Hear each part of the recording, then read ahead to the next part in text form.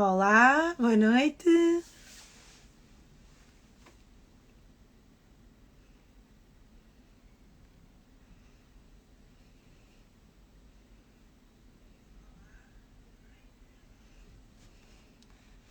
Olá, olá. Aqui estamos nós na nossa live. O que tens para nos contar? Está toda a gente a ouvir-nos? Está toda a gente a ouvir-me bem? Conseguem ouvir-me? Só esperar um bocadinho para as pessoas entrarem, para ver o que é que se está toda a gente a ouvir-me. Boa noite. Eu sou a Sara Aguilar, sou uma das pediatras do Beabá da Pediatria. Obrigada por estarem aqui.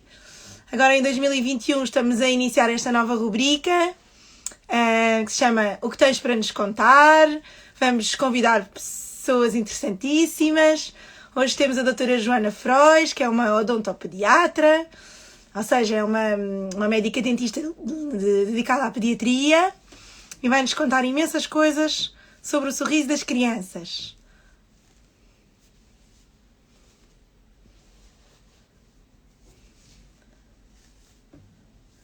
Vamos esperar pela doutora Joana. Consegue ouvir-me bem? Se alguém puder alguma interação, dizer que sim, que está a ouvir, agradecia.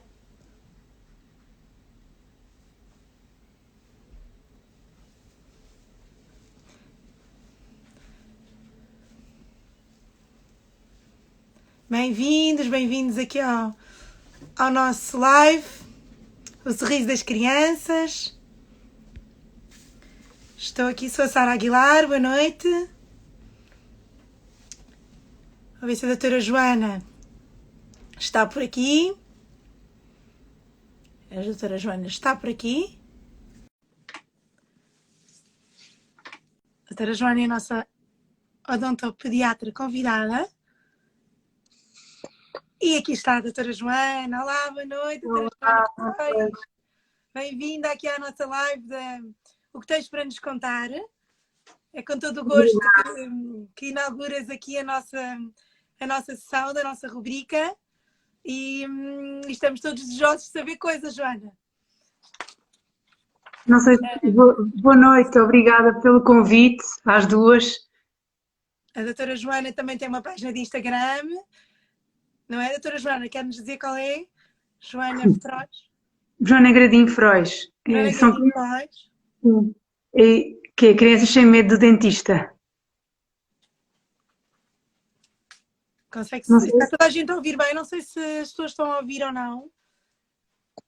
Se alguém puder responder aqui por escrito, se tiverem dúvidas também podem colocar aqui no chat. Nós depois no final podemos tentar, se tivermos um bocadinho de tempo, tentamos responder às dúvidas das pessoas. Joana, já temos aqui algumas pessoas em linha connosco. Não sei se vamos começar a nossa conversa. O que tens para nos contar sobre os dentes, Joana? Não sei se queres esperar só mais um bocadinho. Como estão a entrar... Estão aqui a responder, a dizer que estão a ouvir muito bem. Boa. Aqui está. Então, vamos. Sim, ouve-se bem. Obrigada pelas respostas. Ouve-se e vê-se bem. Já temos aqui várias pessoas em linha. Pronto. Joana, a primeira pergunta que eu tenho para te colocar é, portanto, nós aqui na nossa sessão dissemos que temos a doutora Joana, que é uma odontopediatra. Então, explica-nos lá qual é que é a diferença entre uma médica dentista, portanto, quando nós marcamos uma consulta para o nosso filho, dizemos, marque uma consulta de medicina dentária, ou marque uma consulta de odontopediatria. Qual é que é a diferença, Joana? Pode-nos dizer? Primeiro que tudo, obrigada pelo convite e o vosso blog, o vosso Instagram também é super interessante. Ajuda-me, eu que sou odontopediatra, mas também sou mãe, acabo por tirar imensas dúvidas e esclarecer alguns aspectos que me saem da área da medicina dentária e que têm-me ajudado imenso a superar as dificuldades. Que bom! E é um bocadinho por aí que eu queria entrar, porque quando eu tenho dúvidas sobre uma criança, claro que eu posso pedir ajuda a um médico de família, mas consigo tirar muito mais dúvidas com um pediatra. e eu acho que a medicina dentária cada vez mais segue por esse rumo, acaba por estar muito dividida com a medicina geral. E por isso eu acho que comparo um bocadinho o médico dentista geral como um médico de família e o odontopediatra como um pediatra, mas na área da medicina dentária. E por isso cada vez mais, claro que um médico generalista é capaz de ver uma criança, mas em aspectos mais específicos e tendo em conta que a sua formação é toda direcionada para as crianças, temos uma capacidade de saber gerir as birras, os medos, as dificuldades das crianças e dos pais e tornar as consultas mágicas e agradáveis e não ser traumático como gerações passadas, que ir ao dentista era alguma coisa assustadora. Ir ao dentista atualmente pode ser divertido, pode superar o medo que os pais tinham. Muitas vezes os pais dizem, se no meu tempo tivesse ido ao dentista como odontopediatra eu não teria medo agora. Por isso eu acho que é um bocadinho nesse seguimento que cada vez mais é diferente de ser uma criança vista por um odontopediatra generalista. Claro, porque no fundo é isso que tu fazes todos os dias, tens as consultas com as crianças, já as sabes levar, como é que E a formação, quais são os truques, Joana? E a formação... Os truques para os fazer sentar na tua cadeira?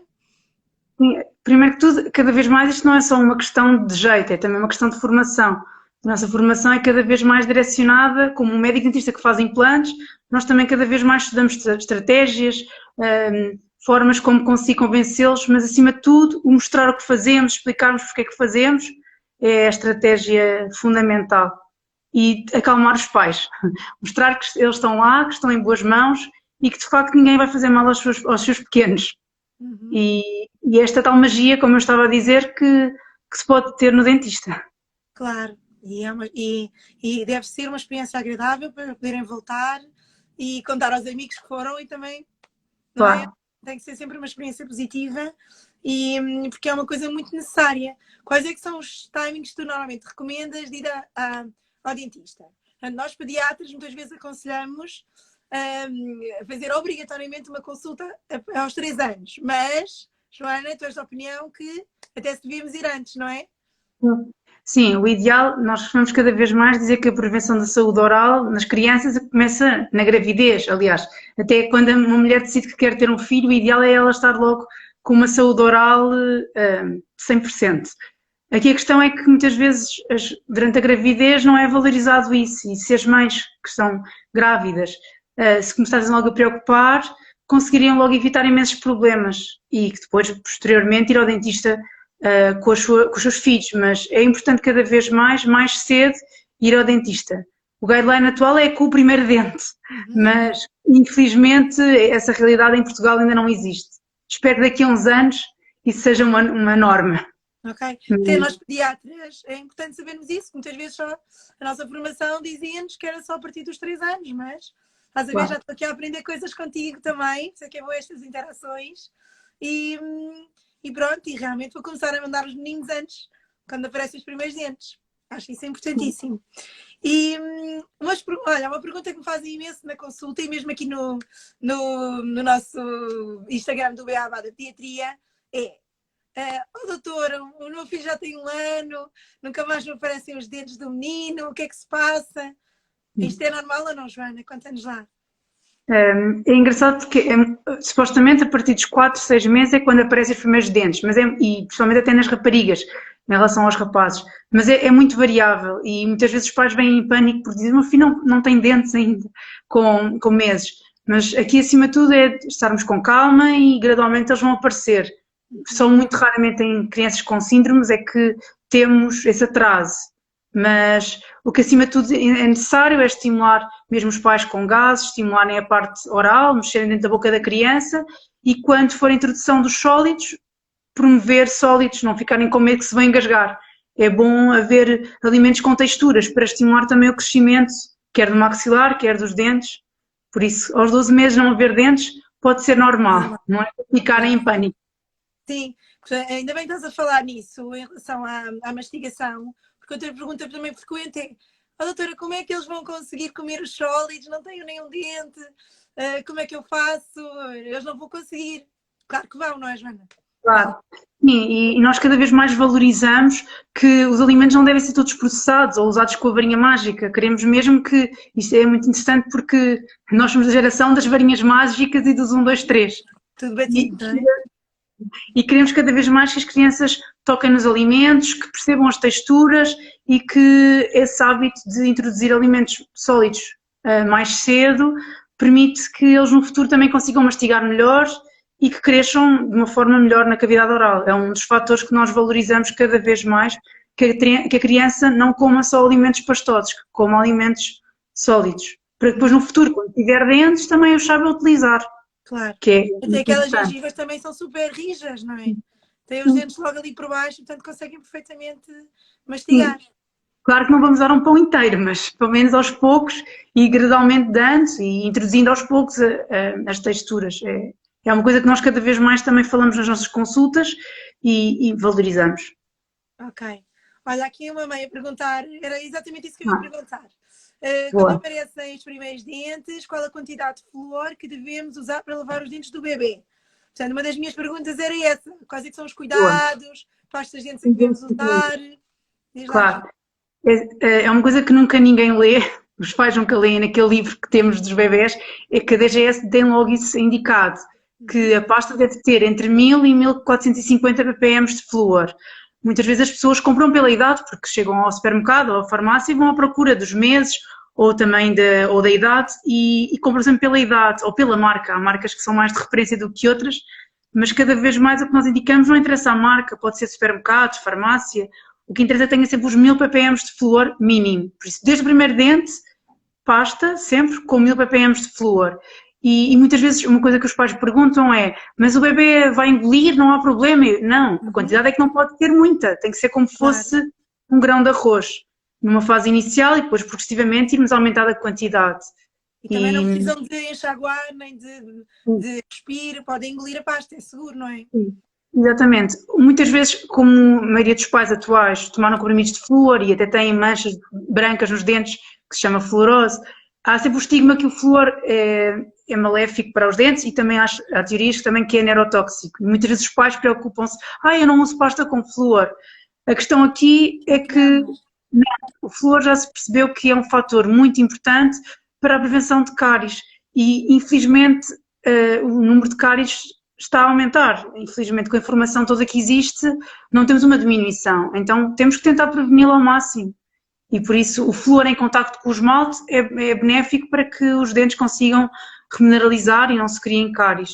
Por isso, pelo menos 1000 é fundamental. E depois, gradualmente, quando eles souberem cuspir, 1450. Mas, por isso, a indicação é sempre 1000.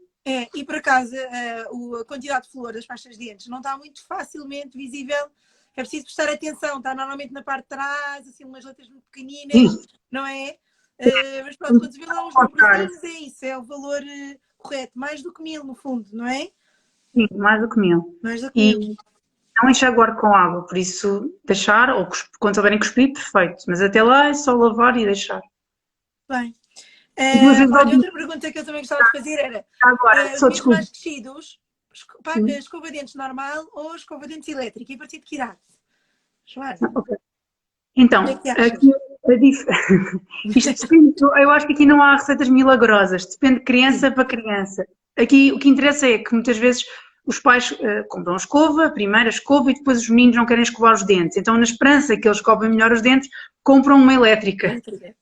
É muito esperado, porque vão escovar para a frente e para trás com a elétrica, e o que é que vai acontecer? Os dentes vão ficar cada vez mais mal escovados. Por isso aqui interessa é primeiro usar uma manual como deve ser, e depois, gradualmente, quando souberem usar a manual, e sempre com a ajuda dos pais, porque uma criança não deve lavar os dentes sozinha, o pai deve ajudar. Eu dou sempre um exemplo, pergunto sempre aos pais: o seu filho descasca uma maçã? E eles dizem não. Então por que escova os dentes sozinho?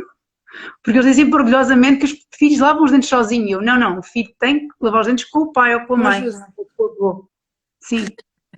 Está bem, pronto. Boa dica, Joana. Estás a ver? Nem eu sabia disso. Podemos evitar, se os pais vigiarem e monitorizarem, podemos evitar cáries. E nós não queremos que as crianças tenham cáries. Nós queremos é que elas vão só para vigiar, para prevenção. Está aqui uma mãe a perguntar sobre as xuxas. Também é uma pergunta frequente na minha consulta. Se devem ir deitando fora as xuxas pequeninas e comprando xuxas novas para acompanhar o crescimento da boca, ou não faz sentido? E quando devemos retirar a xuxa? Como é que é a idade melhor para retirar? Este tema é sempre polémico, já tive esta conversa com várias áreas e se calhar eu vou dizer uma coisa, na medicina dentária é o que nós defendemos, na terapia da fala é outra, na pediatria é outra. Aqui também depende um bocadinho das marcas, há marcas que se deve evoluir, há outras marcas que não se deve evoluir. Aqui a questão é tentarmos ao máximo que as xuxas não sejam saborosas e apetecíveis e tentar reduzir ao máximo o tempo que elas utilizam. Por isso, eu, por exemplo, vou dar um exemplo, eu com os meus filhos nunca aumentei o tamanho e consegui tirar a Xuxa aos 2 anos. Mas acredito que às vezes isto é difícil e isso é utopia. E se tirarmos a Xuxa... É um bocadinho Xuxa... comercial este aumento das Xuxas. Uma Xuxa que está ótima, não é? Estar a deitar de fora porque... Não sei. Sim, aqui a questão é que se acreditava que a Xuxa poderia ajudar a estimular o aumento do palato. Eu acho que aqui tem que haver bom senso e acima de tudo, a Xuxa, eu não sou contra as Xuxas, já tínhamos falado as duas sobre isso, acho que a Xuxa, quando é necessária, acho que deve ser introduzida. Eu prefiro uma Xuxa a um dedo, é mais fácil tirar uma Xuxa a tirar um dedo. Aqui a questão é o tempo de utilização e como é que ela é utilizada, se é utilizada só para gerir aqui birras ou só para também conseguir adormecer. Perfeito, mas se é para usada quando fala, quando está na rua, quando a todo momento, deve ser gradualmente retirada.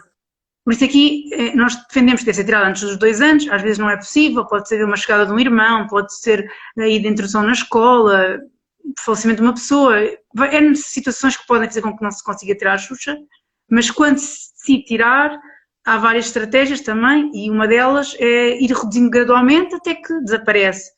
Claro. Outras podem ser pôr a Xuxa na árvore das Xuxas, outra é dar a um bebê, bem, N estratégias. Há apostas mais radicais e tiram de um dia para o outro, acho que não há fórmulas iguais para cada criança. Acho que às vezes é preparar os miúdos. E falar exatamente. Assunto, que um dia vai tirar a Xuxa, às vezes a transição, quando fazem anos, o Natal, não é? Exatamente. Especiais. Cada criança é uma criança. Aqui a questão, acima de tudo, é percebermos que a continuação prolongada de Xuxas pode provocar mordidas abertas, alterações de fala, posturas erradas da língua e, por isso, percebermos o custo-benefício. Eu não quero que o meu filho faça birras, mas depois um dia vai ter que usar aparelho durante muito tempo. Podemos gerir aqui esses dois, pôr o prato na balança. Pois, exatamente. Queres também pergunta... O que fazer quando existe uma mordida topo ou mordida cruzada aos 5 anos, Joana? Já tem que ser uma avaliação, não é? Tua? Tem que ir ao pediatra? Sim, cada vez mais a intervenção deve ser mais precoce e percebermos o fator etiológico das alterações da oclusão, das mordidas. E cada vez mais é perceber se há um fator genético, se há um fator postural, se há um fator dentário, se há um fator esquelético, se há um problema respiratório. Por isso, ver a criança num todo. O odontopediatra cada vez mais não olha para a criança por causa dos dentes. Vê a criança num todo. E por isso é que é muito giro este trabalho multidisciplinar com os pediatras, com os otorrinos, com os terapeutas da fala, com os fisioterapeutas, porque deve ser avaliado todos estes fatores. E, acima de tudo, também a parte psicológica da criança. Eu tenho crianças com 5 anos que eu tenho aparelhos. E tenho outras que tenho que esperar até aos 8, até aos 10, até que tenham maturidade. Por isso, mas uma criança com mordida topo a topo tem que ser avaliada e, se possível, trabalhar com ela, porque os 5 aos 6 anos é uma idade ótima para fazer essas intervenções mais precoces. Pelo menos da minha experiência tem sido muito gratificante. Joana, olha, outro tema completamente diferente. O que é que achas do leitinho à noite, do leitinho para dormir? O que é que tu aconselhas nestes casos? Nestes bebés que são viciados no leite para adormecer? O que é que acontece aos dentes se isto continuar? Se for leite materno, já se chegou à conclusão, em termos científicos, que não é um fator de cáries. O que se recomenda sempre é, depois da alimentação dos sólidos, fazer uma higiene oral, como tínhamos dito, com pasta com 1000 ppm de flúor. Aqui a questão é que cada vez mais é preconizada a livre demanda, por isso mamarem a noite toda. E já se chegou à conclusão que a partida não é um fator de risco para aparecerem cáries. Agora, aqui a questão é sempre ser uma bengala o leite materno. E os que fazem fórmula, aí sim, não é? Aí sim, e a parte da higiene oral é fundamental. E por isso muitas vezes os pais não passam a escova entre mamadas. Outra coisa também é a questão de como metem o biberon, por isso há muitas mães que dão o biberon com a criança deitada na cama. Pois E já pronto, vai, tentar bebe o leite, adormece imediatamente, portanto já não lava os dentes ali naquele já momento. não há. E depois a continuação desse processo pode levar a aparecimento daquelas placas Cárie. amentadas, não é? Como é que chamamos? As cáries do leite, não sei se é esse o termo correto. Sim, cada vez mais quando aparecem crianças com este tipo de cáries iniciais, não é só num dente, acaba por ser em bastantes dentes, manchas, as lesões de cárie vão tendo cores diferentes ao longo de toda a sua evolução e por isso a questão do flúor na pasta de dentes, que é fundamental para ajudar aqui a remuneração do esmalte. E portanto, Por isso, eu normalmente até aconselho quando eles estão quase a adormecer ainda ler com as cominhas e para ver se não ficam com o leite nos dentes durante a noite, não é? E com restos alimentares. Eu acho que aqui, acima de tudo, e não acho, é o que está agora a evidência, é que os restos alimentares que têm que ser mesmo retirados, e bem retirados, à ajuda da mãe. E uma coisa que eu costumo também dizer é, pode-se lavar os dentes na cama, não é preciso levar a criança à casa de banho. Todos não precisam de água, não é? Não. É como, por exemplo, outra coisa que eu também digo é, pode-se lavar os dentes na cadeira da refeição ao pequeno almoço. Às vezes os pais dizem, não tenho, eu dei a papa ou dei o pequeno almoço à criança e não tive tempo para ir à casa de banho. Não, mas podem ter uma escova de dentes na cozinha e lavar na cozinha. Fica logo ali e assim fica garantida a lavagem dos dentes. Exato. Muito bem. Pequenas estratégias que podem ajudar o dia a dia. Joana, tens recomendações para a prevenção de cáries e para manter o sorriso bonito das crianças? As recomendações da consulta. O uso de fio dentário. De não ir para a cama sem lavar. Usar fio dentário, também a introdução do fio dentário. Às vezes os pais acham que é um bicho de 7 cabeças o fio dentário. Cada vez há mais suportes e mais materiais que podem nos ajudar com aplicadores de fio dentário, com várias formas de usar o fio dentário que pode ajudar a que seja um hábito, e se for incutido logo desde criança, ser para futuro. Os biberons também, a questão de evitar cada vez mais o uso prolongado de biberons, por isso tentar começar a introduzir os copos mais cedo. Os copos, vocês agora defendem muito os copos 360 graus, não é? Evitar aqueles outros de assim, aquele biquinho de transição. Esses agora já estão um bocadinho fora de moda, não é? Ouvem-se perceber que de facto não são os mais adequados e eu usei chávenas sempre normais para os meus filhos e funcionou, mas agora a moda dos copos 360 poderá vir a ser uma nova ajuda, mas também nos copos normais, numa chavenazinha, também dá perfeitamente para ensinar estes pequeninos. Exato. Mais coisas, em termos de alimentação, portanto, também os doces, não é? Sim, criaram por exemplo, não termos todos, havia sempre aquela ideia de vou dar um quadrado de chocolate por noite, não é preciso ser um chocolate inteiro. Cada vez mais pedimos às crianças ou aos pais para criarem um dia de doces, que é um dia especial, um dia que há festas de anos ou um dia em que estão mais tempo com os pais e que conseguem fazer uma melhor higiene oral. Por isso o dia do doce é uma estratégia que acaba por ser, assim, não é algo proibido, é algo direcionado. Claro, para não ser todos os dias, no fundo, não é? Que é pior. E a questão do que é um doce, eu digo sempre, perguntei ao pai, o que é o pequeno almoço do seu filho? São bolachas com leite, são cereais, são torradas? Por isso os pais muitas vezes dizem, meu filho não consome açúcar, e a criança cheia de cáries na boca. Porque há muitos açúcares mascarados que não são considerados doces. As polpas, as bolachas, os cereais têm imenso açúcar. Não estou a falar de gomas e de chupa-chupas, isso os pais já sabem à partida.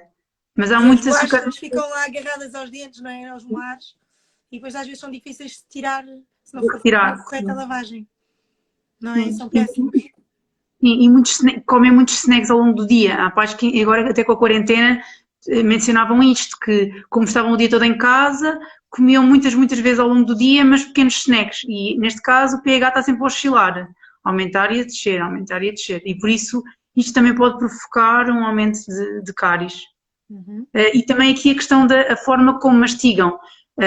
Nós temos os dentes, cada dente tem a sua função e pensar que os incisivos servem para cortar, os caninos para rasgar e os molares para moer. E é importante ensinar às crianças isso, não é puxar os alimentos, não é comer só de um lado. Devemos trincar os alimentos e mastigar bilateralmente. É muito interessante perceber isso, que as crianças muitas vezes comem mais só para um lado. Ou quando perdem os dentes, deixam de comer à frente. E então isto parece ridículo ter que ensinar as crianças como mastigar, mas cada vez mais é um fator importante. Ok, chamar a atenção dos pais para isso e até, se calhar, mostrar-lhes gestos, não é? Movimentos da boca para Ou mastigar. mesmo, sim, ou mesmo cada vez mais pedirmos ajuda à terapia miofuncional, que ajuda a orientar, porque eu posso fazer o diagnóstico como está errado, mas não tenho tempo de consulta, nem é a minha função ensinar como fazer, pedir esse apoio às terapeutas que cada vez mais fazem esse trabalho de uma forma exemplar e com estratégias muito práticas para fazerem em casa e de ajuda em casa.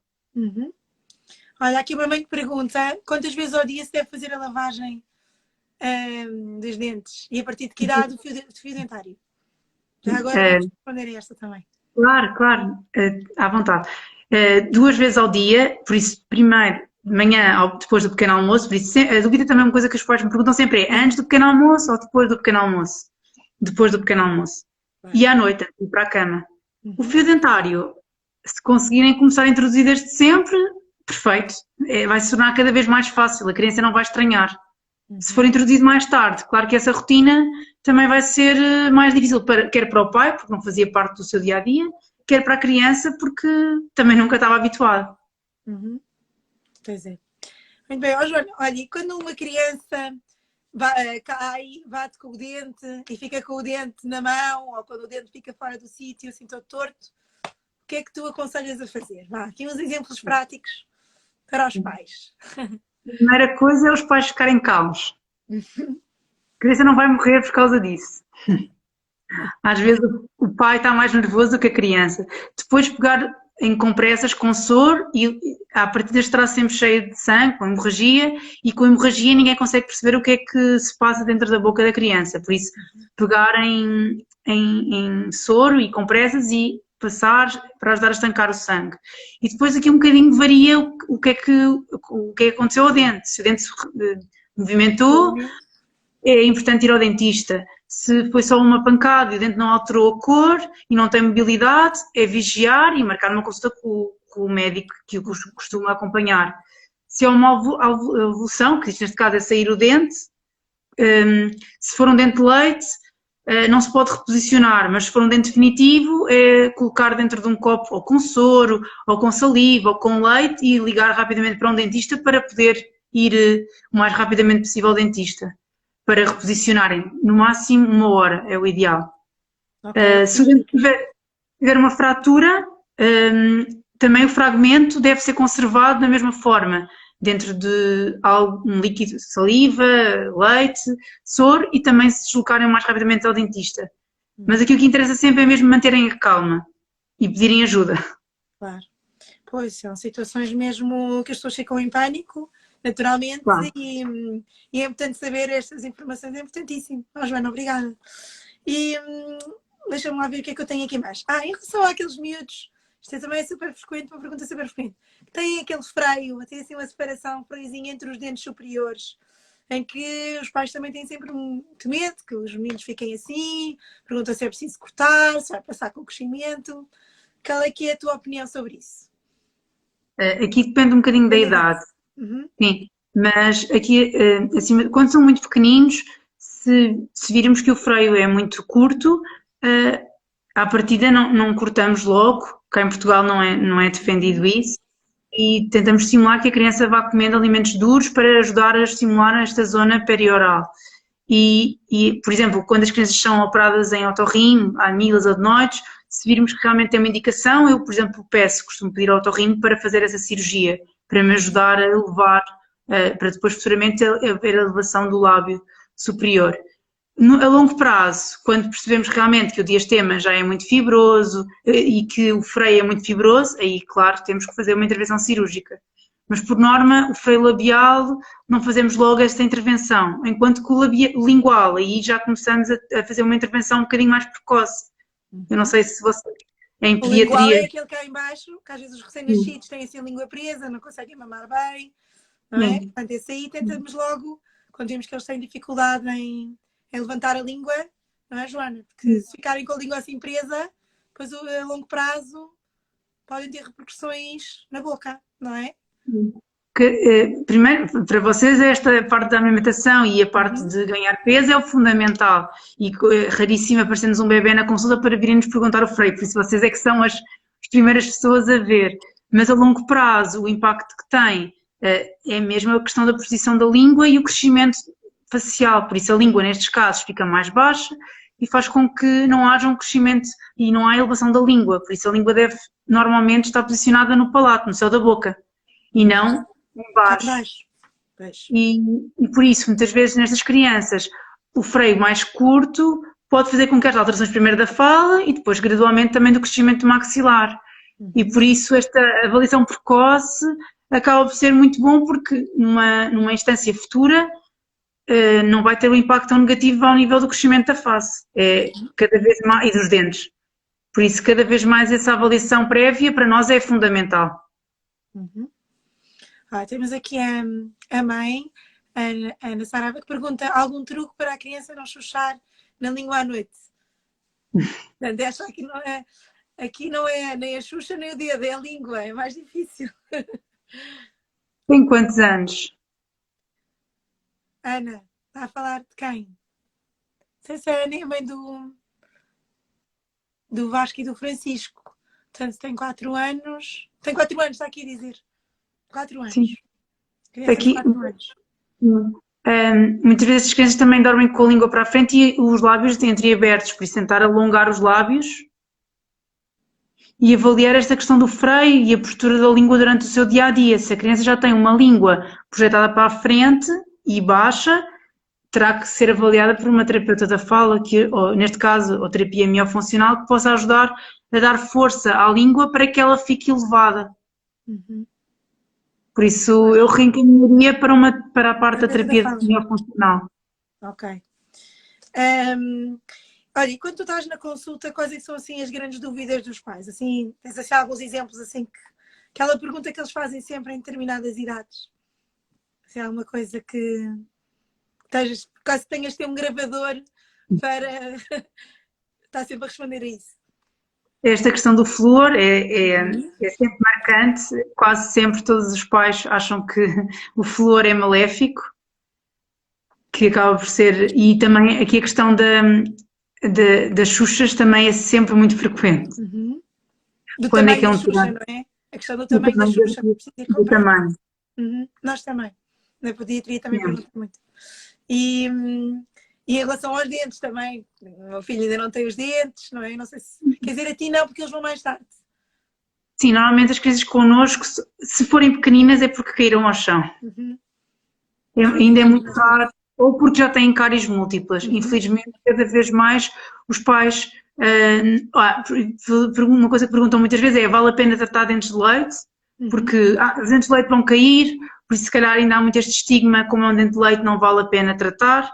Mas, pelo contrário, os dentes de leite são fundamentais, porque são, de certo modo, uma guia de erupção para os dentes definitivos, mantém o espaço para os dentes definitivos, e se tivermos infecções, vamos prejudicar o desenvolvimento dos dentes definitivos, por isso é fundamental tratarmos os dentes de leite. É uma das grandes perguntas dos pais, muitas vezes: eu tenho uma cara de dente de leite? Pois, vale a pena tratar? Vale a pena estar a chateá-lo, mas vale a pena, não é? Claro, vale a pena. Outra coisa também, muitas vezes, é como é que uma fita é uma cárie grande, como é que o vai anestesiar, vai doer, e aqui é o que eu digo sempre: é muito importante explicarmos tudo e explicar os momentos em que vai doer a consulta ou que vai ser mais difícil, para que ele também perceba que não estamos a mentir. Pronto, há algumas crianças que são mesmo muito difíceis para tratar as cáries. O que é que vocês normalmente costumam fazer? Portanto, se tiverem várias cáries, as crianças que choram muito, quais é que são as opções, Joana? E a diferença sempre é: se a criança já foi outro profissional e teve uma má experiência e já vem traumatizada, se é uma cárie ou 2 pontuais, tentar sempre sedação consciente. Mas se a certa altura nós começamos a apanhar crianças com 10 cáries, com 15 cáries, nestes casos, cada vez mais anestesia geral. A sedação consciente, claro que é um veículo ótimo para a criança ficar com menos ansiedade, ficar mais tranquila e é um ótimo veículo, mas se a criança respira pela boca ou se de facto não é de todo colaborante e tem várias cáries, acaba por não ser a forma ideal. Mas eu acho que acima de tudo é tentar sempre com calma, tentar tratar a criança e superar os seus medos.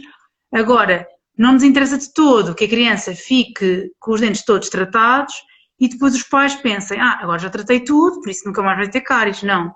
É muito importante, após esse investimento, continuarem a fazer uma prevenção e mudarem os hábitos. A estratégia sempre, todas, é perceber porque é que apareceram tantas cáries ou porque é que o problema existe para depois no futuro não voltar a aparecer outra vez. Essa é cada vez mais a nossa estratégia. Claro, é perceber o que é que correu mal até agora, temos que mudar, para nunca mais voltar a ter necessidade de uma coisa destas, não é? Claro, é isso. É uma coisa que não está normal. Olha, uma coisa que eu também vejo imenso na consulta, miúdos assim, naquela idade pré-escolar, têm umas manchas pretas assim na boca toda. Então, às vezes a turma toda apanha. O que é isso, Joana? O que é que se faz? São as linhas negras. É super frequente. São bactérias que existem na nossa cavidade oral, na nossa flora, nas crianças, e que fazem esta linha negra, que são umas pigmentações cromogénicas. E nestes casos temos que fazer uma higiene oral e limpar e explicar como é que se deve fazer uma melhor higiene oral em casa, porque normalmente essas zonas que estão pigmentadas são zonas onde ficou placa bacteriana e por isso as bactérias estão acumulando em maior quantidade.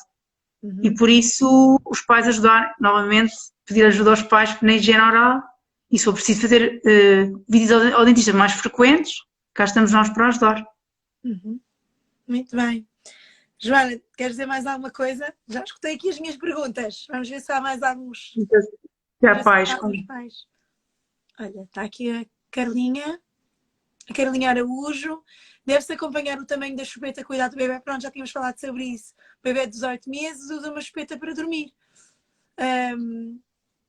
A Carlinha, portanto, a resposta da doutora Joana é que se ela está confortável com essa chupeta, não vale a pena estar a mudar o tamanho. Foi isso que nós combinámos. Não foi, Joana? Mais ou menos. Sim. Aqui a questão é que se podemos evitar, eu digo sempre isto, não queremos sujas muito apetecíveis, muito saborosas. Eu quero que sejam fáceis de tirar e cada vez que elas são maiores, são mais saborosas, por isso. Queremos é que gradualmente queremos que eles a certa altura fiquem desconfortáveis e que não as queiram. E onde é que a doutora Joana dá a consulta? Está aqui o Pedro Rodrigues a perguntar. Depois eu mando-lhe por... Depois manda uma mensagem. A doutora Joana trabalha em vários sítios, portanto, também dá para pesquisar na internet, não é, doutora Joana?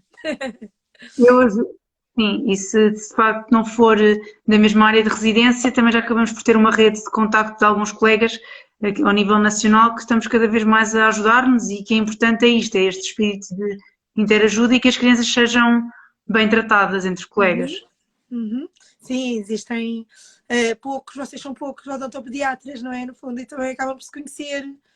Sim, começamos já a ser mais, mas acaba por ser uma área que na medicina dentária ainda não existem muitos profissionais, mas que realmente há um bom espírito de ajuda e que é preciso é que as crianças sejam bem tratadas e por isso já começam a haver odontopediatras quase ao nível nacional, por isso começa a ser fácil encontrar estes profissionais. Está aqui a Inês também estava aqui a dar um beijinho, a dizer que estava muito bem representada a medicina dentária, que é uma colega tua também, não é? A Inês Pereira. Sim. Sim, não é? Também estava aqui a mandar-te um beijinho. Que é dos contactos.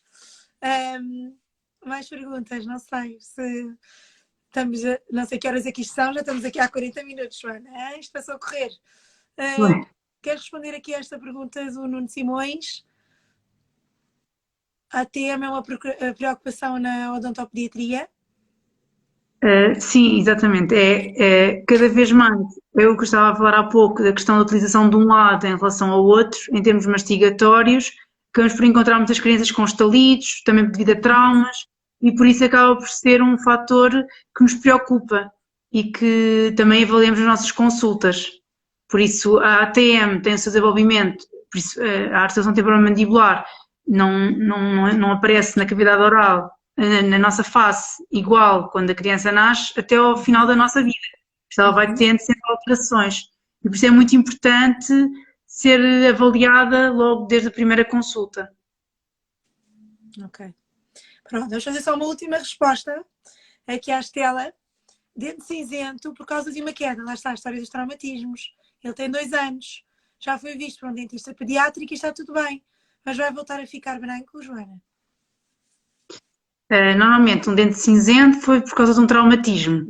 A partir deve ter a criança com a queda, ou o dente fica logo cinzento no momento e pode significar que seja como um hematoma, uma hemorragia interna, ou pode ser no futuro uma necrose, por isso é como o dente morresse. E nestes casos é importante ele ser vigiado e ser radiografado para depois no futuro perceber se é preciso ser tratado ou se ser só vigiado, por isso é importante ir voltando, pelo menos em 6 meses deve voltar ao dentista. Se o dente vai ficar branco, muitas vezes a cor pode atenuar, mas à partida não irá ficar branco. Mas o ideal é mesmo ser reavaliado. Sim, não relaxar, não é? No fundo, sim, não pensar. Estava tudo bem, mas continuar a vigilância nos próximos 6 em 6 meses, não é? Mais ou menos. Sim, e se tiver alguma bolha, fístula, marcar logo no odontopediatra. Por isso, o que importa aqui é perceber que o dente está cinzento. Eu sei que em termos estéticos é o que preocupa os pais, que o dente não está bonito, mas que se for tratado, claro que se for necessário fazer um tratamento endodôntico, que poderá ficar um bocadinho mais claro, mas não é esse o nosso objetivo. O nosso objetivo não é o dente ficar bonito, o nosso objetivo é o dente ficar saudável, não ter células mortas que possam criar um problema futuro no dente definitivo.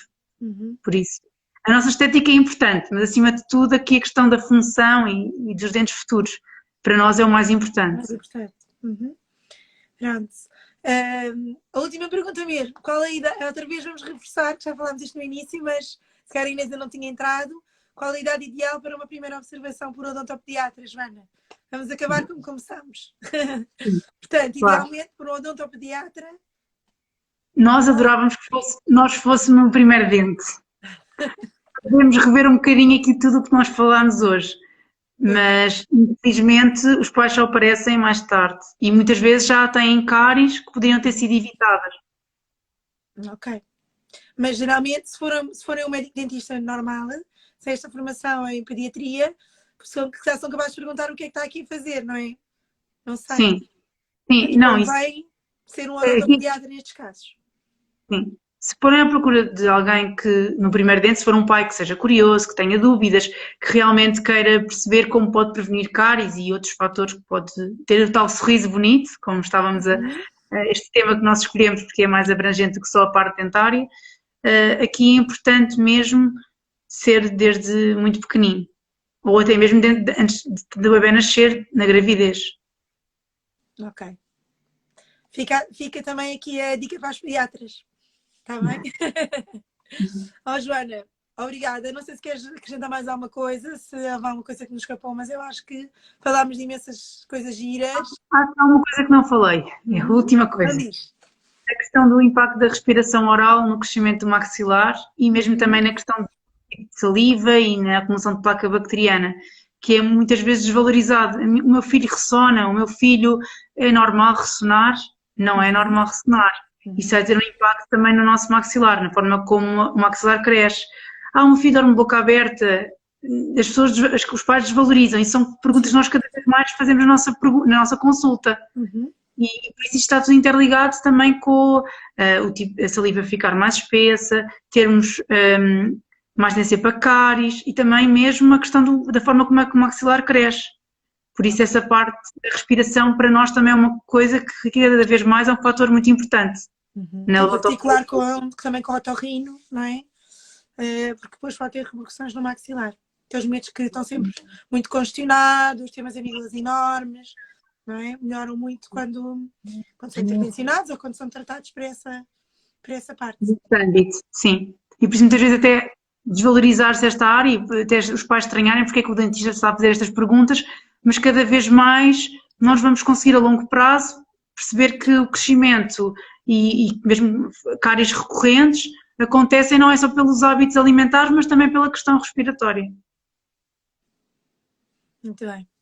Joana, obrigada. Nada. Obrigada Esta foi a nossa primeira sessão do que tens para nos contar. Falámos sobre o sorriso bonito nas crianças, a Joana falou-nos de imensas coisas giras. E portanto, se tiverem dúvidas, podem também seguir o Instagram da doutora Joana, que é a Joana Frois, não é, Joana? Como é que é? Não, esse é Não o consigo pessoal. decorar, não consigo Não faz decorar o teu mal. Instagram. Joana Gradinho Freud. Joana Gradinho Frois. Podem seguir também a Joana. Também está aqui no nosso placar da live, tem lá o Instagram da Joana. E pronto, e na dúvida, marquem consulta com o vosso odontopediatra mais próximo. Está bem? Vamos encerrar. Obrigada.